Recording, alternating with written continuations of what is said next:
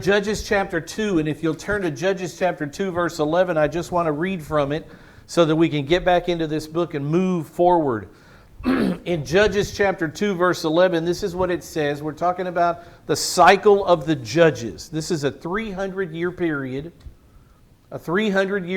of Jewish history. It's called the times of the judges. There was no king in Israel in those days. Saul had not become the king yet. God had lifted up and raised up judges when they were needed. In verse 11, this is what happens. This is the cycle of the judges. It says, "Then the sons of Israel did evil in the sight of Yahweh and served the Baals. They forsook the Lord. They abandoned the worship of the one true God, Yahweh, and they added into their worship all these false Canaanite, Gentile, pagan gods." So they forsook the Lord. This is the cycle 1 in the Judges. This is how it started. Israel would walk away from worshiping Yahweh. They forsook the Lord, the God of their fathers, who brought them out of the land of Egypt, and they followed other gods from among the gods of the peoples who were around them. And they bowed themselves down to them. Thus they provoked Yahweh to anger. So they forsook the Lord and served Baal and the Ashtoreth. So step 1 in the cycle of the judges we see completed in verse 12. This was the cycle. They would walk away from worshiping Yahweh. In verse 14, we see the second step of the cycle. The anger of Yahweh burned against Israel. As their creator, as their God, as their protector, as their provider, as the only God who's worthy of being worshipped, the only God that exists, God has the right to discipline Israel when they turn away from Him. He promised them, as we'll see in a minute, that He would. So the anger of Yahweh burned against Israel, and this is what He would do. He gave them into the hands of plunderers who plundered them. He sold them into the hands of their enemies around them. So instead of God continuing to be Israel's protector, God would say, listen, you want to worship a false god? You think a false god can protect you? Let's see how that works. And He would let a Gentile nation who worshiped false gods come into the land of Canaan and rule over Israel. If this is what you think you want, I will show you that this really isn't what you want. With the expectation that Israel would see how bad it was and come back to Yahweh in the worship of Yahweh. That's what God's punishing hand was always about, bringing His children back home. So the anger of the Lord burned. He let their enemies surround them. They could no longer stand before their enemies. Verse 15, wherever they went, the hand of Yahweh was against them for evil. How would you want that to be a true statement about your life? Wherever he went, Yahweh was against him for evil. That is just horrible to think about. But friends, this is what Israel chose. We're going to walk away from Yahweh. We're going to worship the false gods that don't exist. We're going to make buddies with all these new people in the land. How pleasant they are. We're going to intermarry with their daughters. We're going to give our sons to their daughters. We're going to take their daughters for our sons. We're going to take their sons for our daughters. We're going to mesh together as one, and we're going to start worshiping their gods instead. There was a punishment for that. There's only one God. Satanic was a satanic ploy to get them to worship false gods, and they fell for it. Wherever they went, the hand of Yahweh was against them for evil. And here you have the promise, just as the Lord had spoken, and just as the Lord had sworn to them. This wasn't new. He presented to them in Moses in Deuteronomy chapter 30, I present to you, I offer you life and death, blessing and cursing. God sent Moses to clearly teach Israel this. Choose life that you may live. And Israel said, not really. That's not what we want right now. Astounding. And so they were severely distressed. So they were severely distressed is what the Bible says. So what's the second? Israel goes into idolatry. Cycle, the first part of the cycle, cycle number 2, or the second step in the cycle, Yahweh distresses them with the foreign nation. That's exactly what's going on. Step 3 is couched in this phrase. If you look at verse 18 quickly, it says, the Lord was moved to pity by their groaning. That's the third part of the cycle, that Israel would cry out to the Lord. And so in verse 16 it says, then the Lord raised up judges. Why did He raise up judges? We learn from verse 18 that He was moved to pity because of their groaning. He didn't like to see His wife in pain. He didn't want this misery for Israel. He wanted intimacy with Israel. He wanted relationship with the one He had chosen to be His.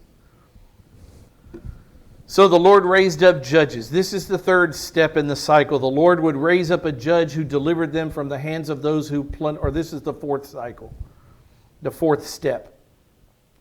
The Lord raised up judges, and the judge would deliver them from the hands of those who plundered them. So step 4 is here. They did not listen to their judges, verse 17. So God, being moved by pity for Israel, raises up a judge to militarily cast off the hands of the oppressors, and Israel should bow. You would think they'd bow on their knees, thanking God. Yahweh, thank you, thank you, thank you. We're so grateful that now we can live in freedom again as Israel, not as slaves to a foreign nation. And you would think just one cycle like this would have been enough. But what do we read in verse 17? Yet they did not listen to their judges, for they, this is all of Israel, at least most. There's always that remnant. Don't forget the book of Ruth took place sometime in this 300-year period of the judges. There's always that obedient remnant. But it's a small remnant. But it says in verse 17, they did not listen to their judges, for they, Israel, played the harlot. They prostituted themselves, because God is using this analogy of being married to Israel. He is the husband, they are the bride. And so He says, when you abandoned me, you cheated on me. You went and prostituted yourself. You found new lovers. I don't know how else you can say it. But He uses this terminology throughout the Old Testament for what Israel did. You cheated on me. And He wasn't happy about it, just like you wouldn't be. They didn't listen to their judges. They prostituted themselves after other gods. They bowed themselves down to them. They worshiped things that didn't exist. When the Lord raised up judges in verse 18, the Lord was with the judge and delivered them from the hand of the enemies all the days of the judge. So while the judge remained alive, Israel was in freedom. No Gentile nations oppressing her. Israel was in freedom for those years that the judge was alive. So He delivered them from the hand of their enemies all the days of the judge, for Yahweh the Lord was moved to pity by their groaning because of those who oppressed and afflicted them. But look at verse 19. This spiritual revival, if you will, that never lasted for long. In verse 19, it says it came about when the judge died, when the influential one died, the leader. When the judge died, Israel would turn back. And you would think, oh, thank goodness, they're turning back to Yahweh. No, they're not turning back to Yahweh. They're turning away from Yahweh and turning back to the false god, pantheon. It really is an unbelievable lesson in the heart of man that they would do this. They would turn back and act more corruptly than their fathers. So in each succeeding generation, what we see here, what the Bible tells us, is that Israel was slipping further and further and further into degeneration and idolatry. With each succeeding judge even getting less and less moral and less ethical. If the people are bad, the leaders are bad. One word, Washington. If the people turn to degeneracy and walk away from God, the leaders are just the same as the people. God raises up a leader equal to the people that they will lead. And we'll see as we go through the book of Judges that the 6 judges that are highlighted, that Othniel, the first one, there's not one word that's said about him that's negative. This was a God-fearing, strong man. Who's the last judge in the book of Judges? Samson. Samson.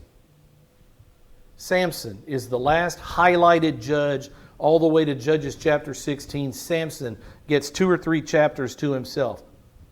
Horrible. God raised him up as a judge, but he was no moral and ethical man. Because as the nation deteriorated and degenerated, their leaders were deteriorating and degenerating. I'll give you just a couple of examples of good old Samson. In case you're wondering, Samson, isn't he the one that had all the strength, the long hair, the Nazarite from birth? What did he do wrong? Let me just tell you a couple things. He married a Philistine. Is that a Jew or a Gentile? That's a Gentile. Mosaic law, don't intermarry. God directly to Israel, when you go into the land, kill everything that breathes. Whatever you do, don't ever intermarry with the pagan, with the non-God worshiping person. What did Samson do? The leader of Israel married a Philistine. He murdered 30 Philistines when he lost a deal, a riddle. We'll get to that one day. He went out and he murdered 30 Philistines. What else did he do? He ate from an unclean carcass.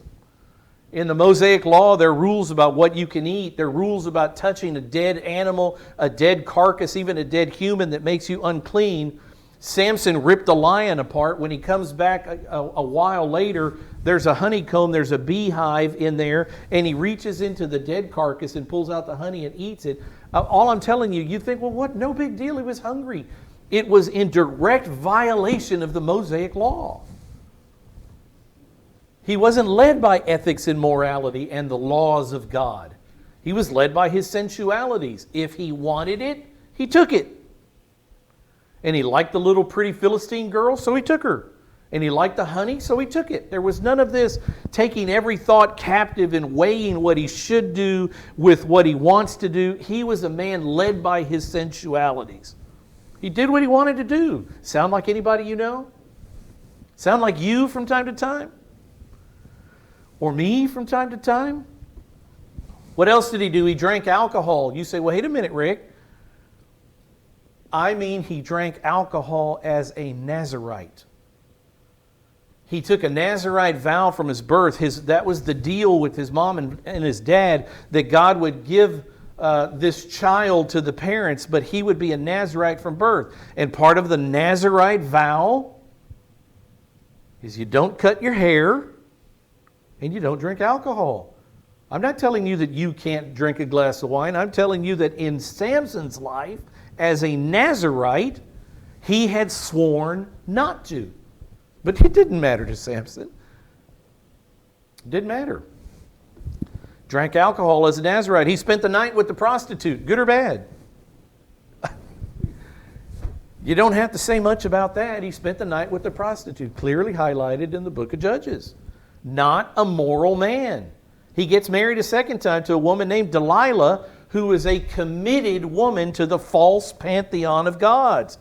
She was a false God-worshiping non-Jew who was sympathetic to the Philistine ways and actually had basically surrendered Samson to the Philistines by asking him, and he would trick her, and we'll get to that. You can read ahead in the story if you'd like. I wish that you would. What I'm telling you is by the time we get to Samson, he is a far cry from the first judge, the nephew of Caleb, Othniel. Because as the society deteriorates, so do its leaders. You think, how can the Old Testament, written so many thousands of years ago, be relevant? Again, Washington. It's a book of spiritual lessons and spiritual truths, this book of Judges. We can learn a lot from this book. So what is the result of the broken covenant? Back out of Samson, I just wanted to show you that as the years go by, the society of Israel deteriorates, degenerates, falls apart at the seams. spiritually and morally, and so do their leaders. So by the time God gets to the end of this 300-year period and raises up Samson, he's got junk on his hands. Damaged goods. Spiritually and morally bankrupt, almost, this man Samson. But he was the man on the ground. He's the man that God used. But not a good moral man. Not a follower of the law. So the Canaanites will remain in the land. That's the result of the broken covenant. You went and you turned back. They acted more corruptly. They followed other gods, etc. You did not abandon their ways. So the anger of the Lord in verse 20 burned against Israel. And Yahweh said, this was part of the punishment, because this nation, Israel, has broken my covenant, transgressed my covenant, which I commanded their fathers, because they have not listened to my voice, they haven't obeyed me, I will also no longer drive out before them any of the nations which Joshua left when he died. Remember, early on, God told Moses, I'm not going to drive the nations out all at once. I'll explain the picture in a minute. I'm not going to knock out all the nations all at once, because there are wild animals in the land. It'll just become too wild. I'm going to do it little by little. God had His timing perfectly laid out. But because Israel disobeyed Him when they got into the land, God said, I'm no longer going to drive out these nations. I'm going to leave them here. So that's what you see in verse 21. I also will no longer drive out before Israel any of the nations which Joshua left. And in verse 22, he cites a reason. The reason is because they're idolaters. But one of the results God wanted, at least if you could add a positive to this, what will Israel gain from the nations staying in the land? In order to test Israel, whether they will keep the way of the Lord to walk in it as their fathers did. It's not where I thought I was. There's another reason He did it. In order to test Israel. So He's leaving the nations in the land to see whether Israel will follow their gods or continue with following or keep the way, walk in the ways of Yahweh. So the issue there, I'm sorry, I got ahead of myself with one thought. But the issue there is this issue, who will you worship? I often mention this word pantheon. And pantheon, it means, in the Greek, it means a temple. It actually means a temple, but a pantheon of gods is also just the overall grouping of gods. How many gods do we have as Christians, as biblical Christians? How many gods do we know exist in the universe? One. But the Greeks, the Romans, the Egyptians, all these people, the Canaanites, the Perizzites, all these people had complete pantheons of gods. They didn't have one God who created everything and maintained everything. They had multiple gods, one who may be created, and then one who, you see this guy with the pitchfork, Poseidon, one who took care of the oceans. You see Aphrodite here, the goddess of love.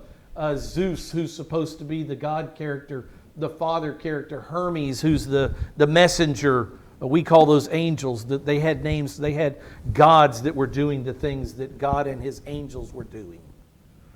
So they had all these different gods with all these different names, and that was their pantheon. So God would allow these peoples to stay in the land so Israel could have all this choice.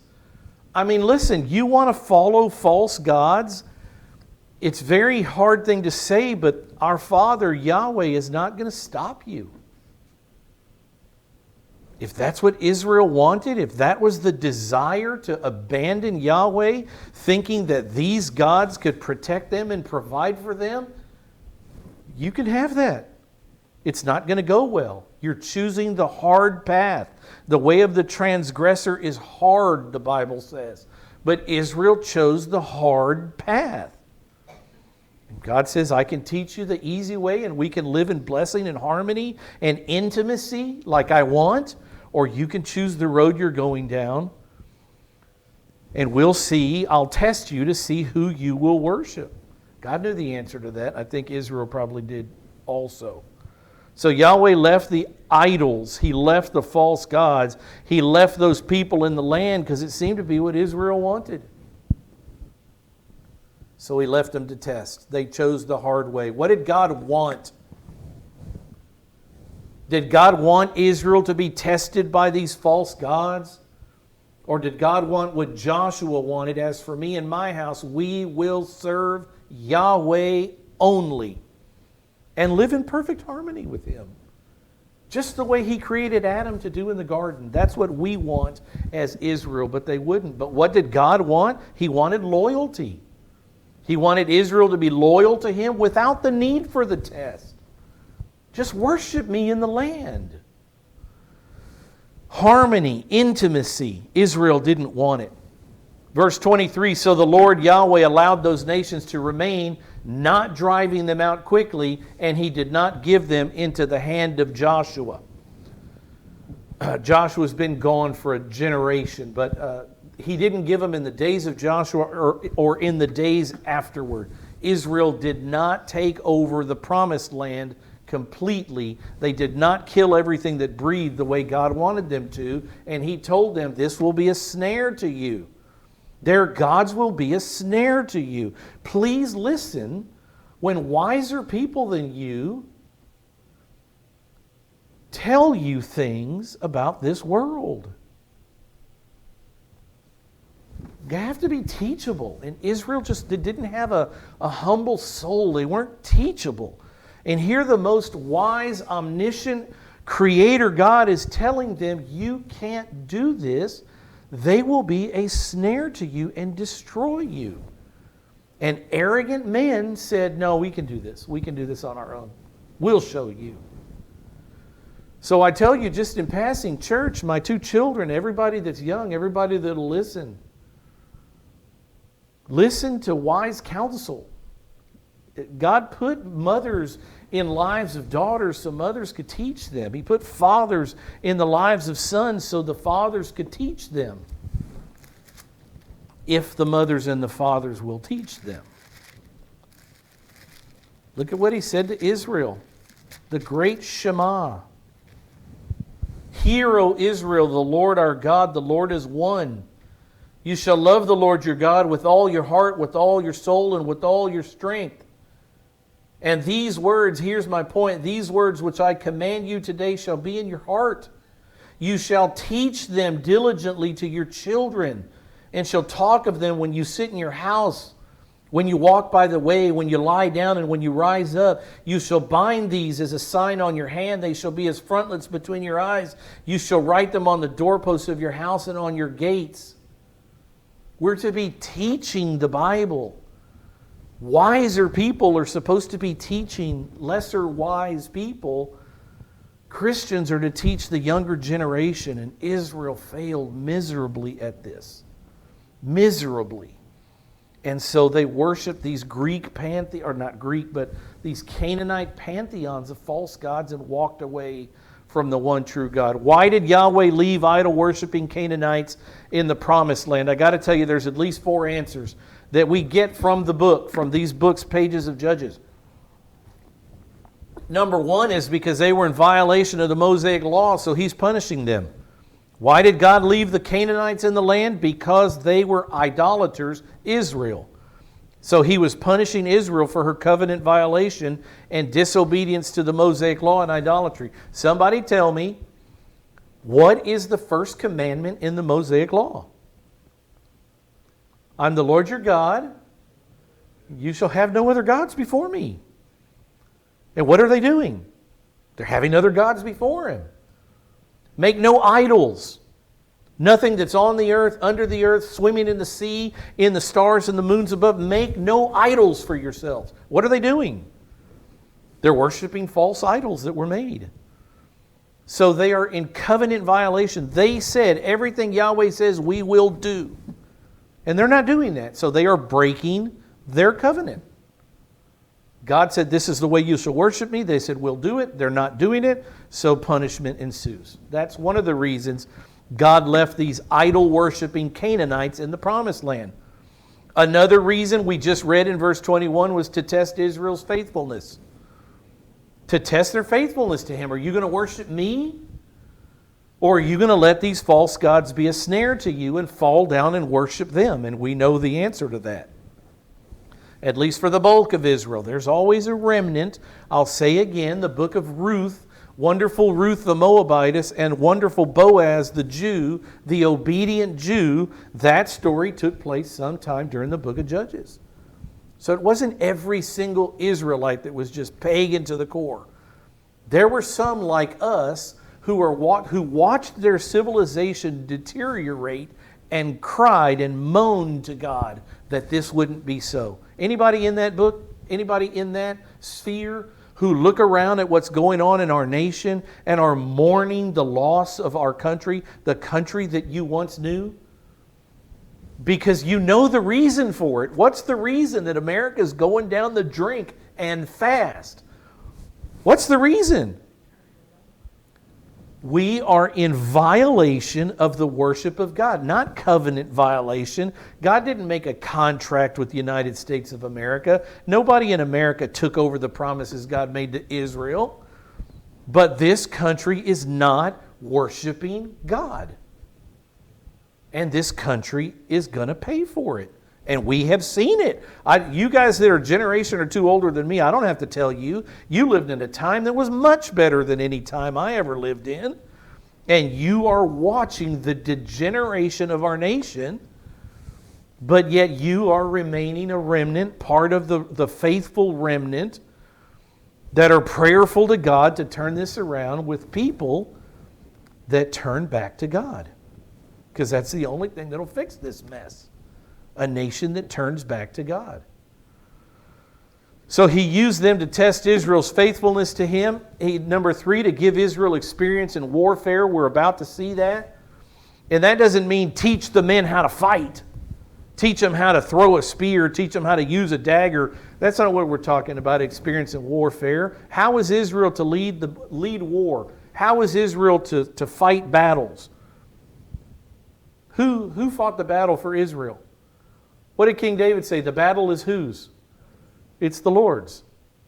Israel was to follow Yahweh into battle. Remember, He showed up as the captain of the hosts of the armies of the Lord. So to give them experience in being dependent on God in battle. That's what this is. The dependence on God in battle. And the fourth thing, to prevent the land. As we saw earlier, He told Moses, I'm going to do this slowly. And part of it was to prevent the land from becoming a wilderness before Israel's population increased sufficiently to occupy the whole land. God had mentioned, if I don't do this slowly and take them out incrementally, He meant to take every one of them out, but He was going to do it incrementally so the land didn't get wild. And so that's why He did it. The Lord allowed these nations to remain, not driving them out quickly, and He did not give them into the hand of Joshua's Israel. And these are the reasons that are given in the Bible why God left them in the land. We move to Judges chapter 3. Let's see how far we can get through this. A quick outline. Remember the identification. In the first 6 verses, we're going to find out what nations did God leave in the land. He names them. It's a very orderly God. So the remaining nations will be identified. The second part of this is this overall picture of the book of Judges. So in verses 3 or chapters 3 all the way to chapter 16 now, we start with Othniel, the first judge, and we're going to end with Samson, the last named judge in the book. And we're going to see the description of the oppressors and the deliverances. So we're going to see the names of the nations God brought against Israel. We're going to see the names of the judges. And we're going to see what happened when God delivered Israel from these oppressive nations. So the first thing we're going to see in chapter 3, verse 7 to 11, we'll see it in just a minute, is this man Othniel, the first judge, Caleb's nephew. The deliverance by Othniel from the oppression of Cushan-Rishathaim. That's the bad guy. Cushan-Rishathaim is the bad guy. Othniel is the Jewish judge. And then we're going to see after that the deliverance by Ehud. The second judge named in the book from the oppression of Eglon. Eglon. His name means fat ox. How would you like to be called? Fat ox. We'll find out why his parents named him that. God has a sense of humor. It's a very interesting story. I hope we get to it today. And the third thing, in the last verse, one verse, we're going to see another judge who was brought up at the same time as Ehud. We're going to see the deliverance by Shamgar, from the oppression of the Philistines. So these are the three movements in the book of Judges chapter 3. Read with me in verse 1. Now these are the nations which the Lord left to test Israel by, that is, all who had not experienced any of the wars of Canaan, only in order that the generations of the sons of Israel might be taught war.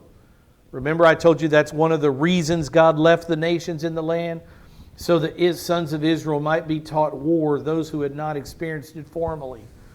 And again, this isn't military training, walking in regiment, learning how to work a rifle or whatever, the spears and the daggers that they had then. This was about learning how to depend on Yahweh in warfare. The battle is the Lord's. It's a different fighting. Different. But here are the nations. Verse 3, the 5 lords of the Philistines. How long will you hear Philistine?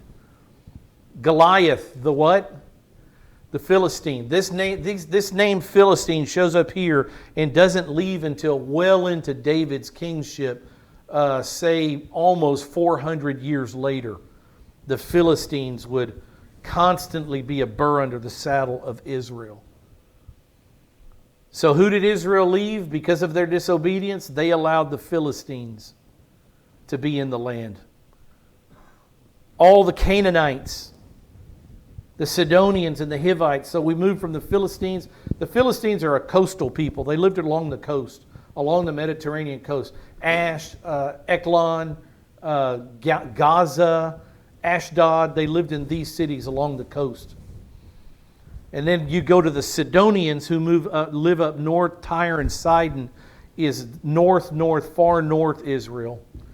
The Hivites who lived in Mount Lebanon, you go northwest now, central and northwest. I mean, this is a geography. God knows what He's doing, and He picks these places very, very carefully to show you that these people were all around the land. From Mount Baal Hermon as far as Lebo Hamat. In verse 4 it says what they were for. They were for testing Israel. Because of Israel's disobedience, God would leave them in the land, and one of the reasons they were there was to learn to fight in dependence on Yahweh and for testing. They were for testing Israel to find out if they would obey the commandments of the Lord. They didn't do it before. I am the Lord your God, you shall have no other gods before me. They were guilty of violation of the covenant.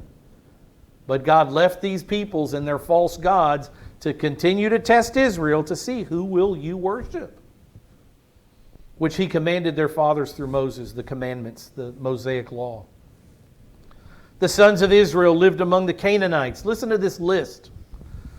Well, let me show you this verse 4, and then we'll read. Let me show you this verse first. Look in Deuteronomy chapter 20, verse 16. Look at what God said through Moses. Look at this.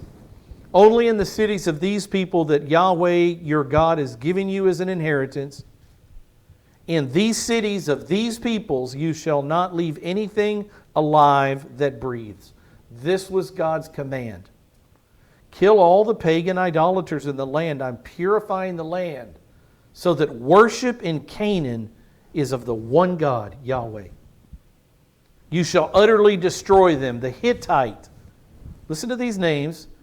God's command to Israel through Moses, you shall utterly destroy the Hittite, the Amorite, the Canaanite, the Perizzite, the Hivite, the Jebusite, as Yahweh your God has commanded you.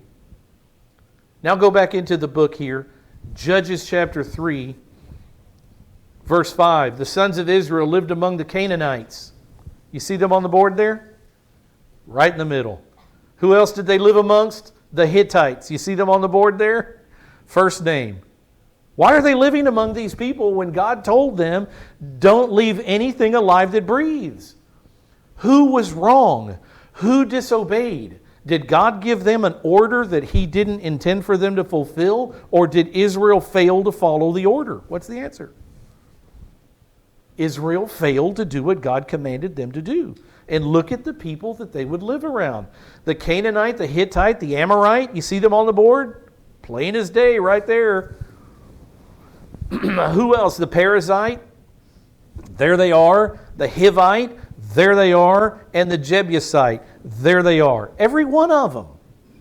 Every one of these people that God said, these people are so foul, so foul and so against me, after generations of me being gracious to them, that I am calling for the ban on them. I am calling for utter and complete destruction of every soul, man, woman, child, and every living animal that breathes air. I want the land purified. And Israel said, no, we don't think so. We're just not going to do it. We're not going to worship you as the one true God. We're not going to follow your commands. And so the sons of Israel lived among the Canaanites, the Hittites, the Amorites, the Perizzites, the Hivites, the Jebusites. What else did they do? As if it's not enough that they are not following the command of God. Look at verse 6. They took their daughters for themselves as wives. I mean, you talk about adding insult to injury. Not only are you going to cheat on me, loving wife who promised me that you wouldn't, but you're going to give my children to other peoples? You're going to intermarry with other peoples? You're going to invite into the sanctity of the marriage bond false gods? And Israel said, why, yes, we are. They took their daughters for themselves as wives. They gave their own daughters to their sons. And what happens next? They serve their gods. So you see the progression here. Number one is let's all get along. It doesn't matter what you believe. It doesn't matter what the next guy believes. Let's just all get along. You see the bumper sticker in your head that says coexist? Can you see that bumper sticker in your head that says coexist with all the different ideologies represented on it? Because Satan has always been in the, hey, let's just all get along business. And what does God say? I am the only God who's ever existed. I demand that you worship me only, and things will be wonderful and beneficial for you. And you'll live useful and purposeful and meaningful lives on earth. God's not a coexist God. God's a God that will allow evil to exist, but one day, when Jesus Christ comes back, we're not going to see a bumper sticker in the millennium that says coexist, where Jesus is allowing every thought, every philosophy, every pagan idea of Satan to exist in His kingdom. It will all be killed. It will all be cleansed. And Jesus Christ will take His kingship, His throne in a purified earth. Exactly the way Israel was to start life in Canaan. In a purified earth, on a purified piece of land called the Promised Land, the Holy Land, the land of Canaan. Israel didn't do it, Jesus will. So this idea of coexisting, I'm not telling you, well, I'm not going to put a caveat on it. God says, learn to love what I love and hate what I hate. And it's as simple as that. You can't start, I don't want to use that phrase, I'm not going to. You can't start getting buddy-buddy with God's enemies. Because you just want to get along with everybody. Just want to be. And maybe if we make friends, maybe one day in 38 years I'll be able to give them the gospel. That's not how God intends for us to walk on this earth. And that's exactly what Israel did. They walk into the land. Oh, what's so bad about these people? Why would we kill them all? They're some really lovely people. Not to God they weren't. But somehow to Israel, the Canaanites in the land appeared to be lovely enough to intermarry with. Listen, it's going to take a powerful Christian man to take my daughter from me. A powerful Christian man. And when he comes along, she is all his. And I'll praise God for it. But there will be no compromise. She may screw it up, but not because I let her, and not because her mother lets her. And what does Israel do when they walk into the land? Compromise. They're lovely people. They mean well. God said you should have killed all of them. The downfall of the nation. You see it. First step, let's all just get along.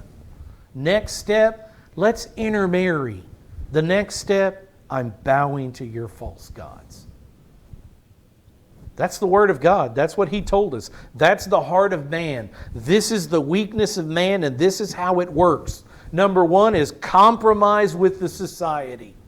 After all, you don't want to look like you're intolerant. You don't want to look hateful. You don't want to look like love isn't love to you, and it doesn't matter who loves who. If they love, that is a compromise with the God of the Bible. That's what that is. That is a compromise with what God hates, what God calls abomination.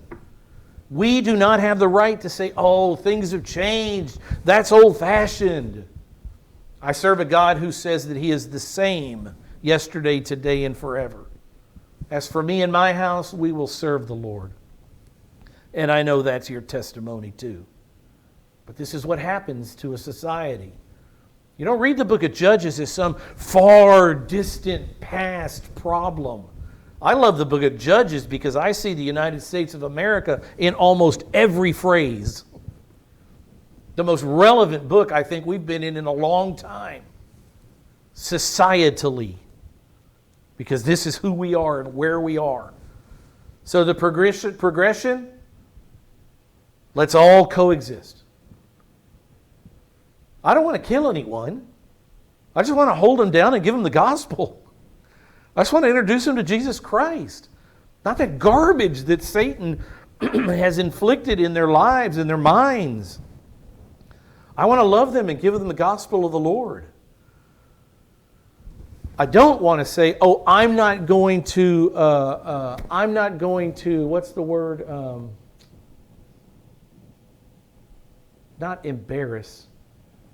I'm not going to intrude upon your ground to share my God with you. I'm not going to, I can't think of the word I'm thinking of. Anybody know what I'm thinking?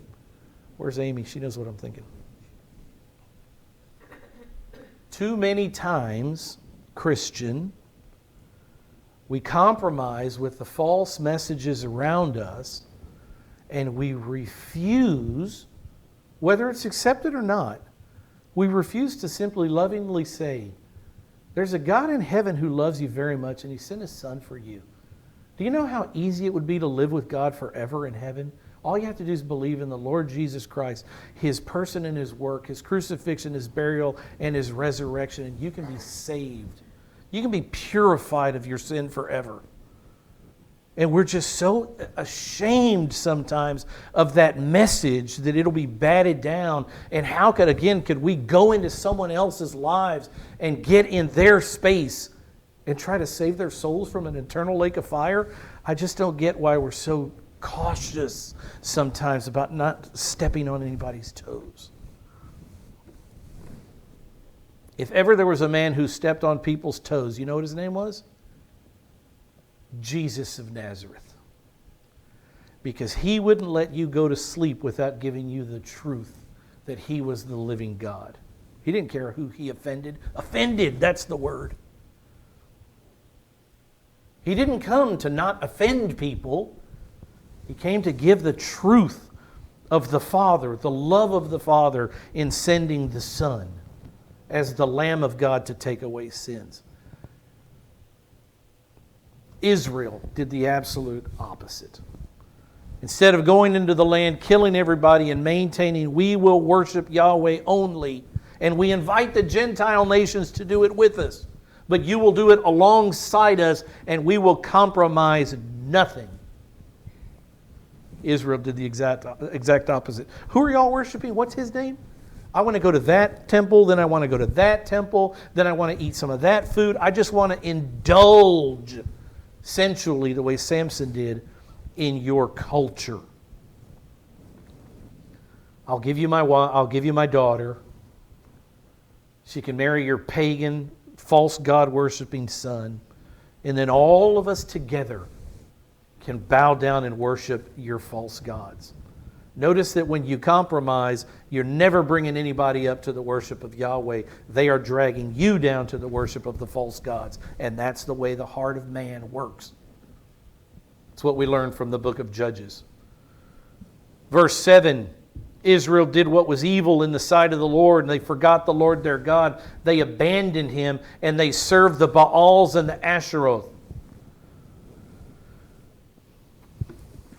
What a far cry from this verse. Read it again, verse 7, and I'll show you Judges 2, verse 7.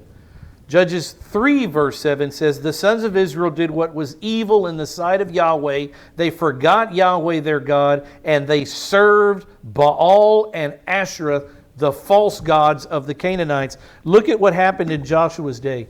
In Judges chapter 2, verse 7, the people served Yahweh all the days of Joshua. Who are they serving all of a sudden in verse 7 of chapter 3? False gods. Baal, if you prefer, and Asherah. How long did it take? How many generations passed? I just want to put some urgency in you, Christian family. How many generations passed between Judges chapter 2, verse 7, where all of Israel served Yahweh the days of Joshua, and Judges chapter 3, verse 7, when they forgot Yahweh and served the false gods, Baal and Asherah? How many generations?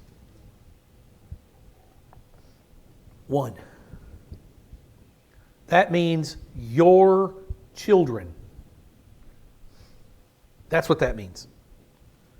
Not 9 generations down the road, not this slow, long progression. 1 generation. From worshiping the living God to entirely turning away from Him. You say, Rick, it can't happen. There's just no way it could happen like that. It's just too quick. It just...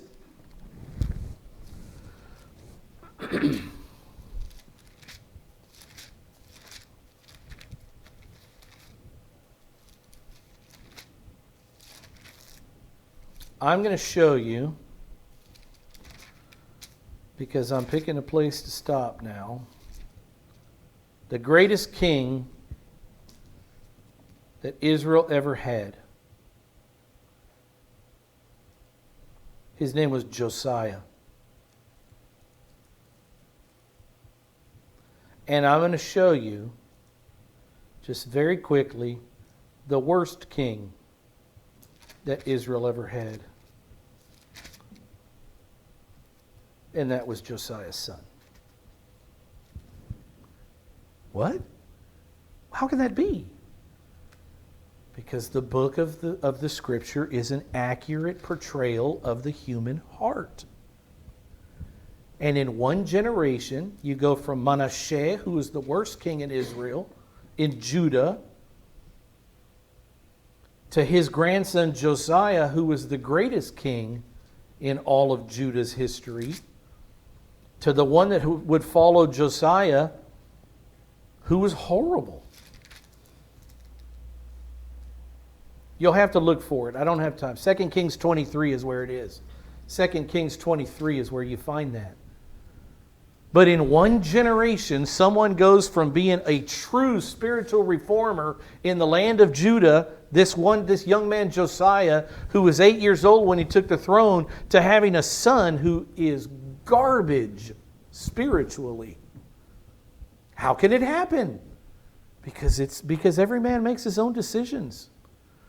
Because every man and woman makes his own decisions. I mean, Amy and I raise my children in a certain way. Can my children now, God forbid, but could it happen that Pastor Rick King's children wander away from the faith that they have learned in this book, the present of God the Father? Could it happen? Yeah, it could happen. It has happened millions of times over the 6,500 years humans have been on earth. It can happen. That's why the Jews were told, be diligent about teaching your children when you walk by the way, when you're in your homes, when you lie down, when you get up, which means all the time. Constantly be focusing your kids on God's presence and on God's blessings and on God's discipline in their lives. Guide your children in a spiritual way. The sons of Israel did what was evil in the sight of the Lord, forgot the Lord their God in one generation. Look at the word, they forgot their God and served. Look at in Judges 2:7, they served. It says in verse 8 that they will serve a king from another land. This is the Hebrew word Abad, A-B-A-D, and it means to worship a deity. So in Judges 2:7, they were worshiping Yahweh.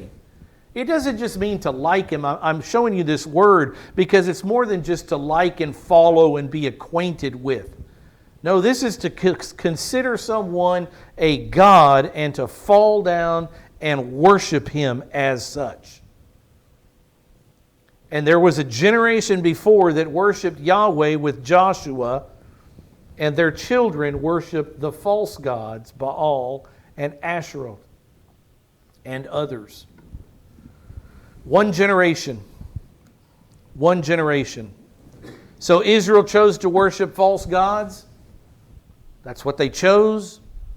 So here we have Yahweh making them serve foreign kings. You want to serve a foreign god? I'm going to put you under the oppression of the foreign god's king. See how you like it. You're going to hate it. And in 8 years' time, you're going to cry loud enough to me that I'm going to listen and I'm going to be moved by pity and I'm going to raise up a judge to save you from these people. But God gave them to their idolatry for 8 years. He allowed them to be idol worshipers. The next time we see this in verse 14, He will give them over for 18 years. So you think, oh my goodness, I don't want to get totally political, but I don't like this president. How long do we have to live under this president? Why the wicked? Why the evil? Why the breakdown? It seems almost an attack on the American fabric and society. Not just he's making bad decisions and things are going south. It is an attack on the American way of life. Lord, how long are you going to allow this? Well, in the book of Judges, He allowed it 8 years at one time before they turned to Him. He allowed it 18 years another time, and as you keep going, the numbers change. They get bigger, they get smaller, but He brings oppression when He needs to further His plan. I just hate it, friends, and I know you do too, that we're living in a time when it seems that the anger of the Lord is kindled against our great land. Verse 8, the anger of the Lord was kindled. Of course it was. I created you. I provided a deliverer for you. I've shown you all these things in the blood sacrifices. I called up Moses. I built a temple for you, a tabernacle. I dwell among you as your God in a pillar of cloud and a pillar of fire. I fed you for 40 years in the wilderness from a flint rock and from this coriander seed-like stuff called manna. I've done everything for you. I've defended you against the strongest nations, the strongest armies on the earth. And what do I get in return? You go worship a fertility god named Baal. And verse 8 says, the anger of Yahweh was kindled against Israel so that He sold them into the hands of Cushan-Rishathaim, king of Mesopotamia. Israel, if you don't want to worship me, if you don't want to serve me, if you don't want to worship me as a deity, if you choose instead to worship a false, non-existent God as a deity, I'll put you under that nation. See how they treat you. It's really what he's doing. You want to worship Baal? I'll bring in the people that worship Baal, and we'll see how you like worshiping Baal. That's what this is about. Let's close in prayer. We'll see more next week. Father,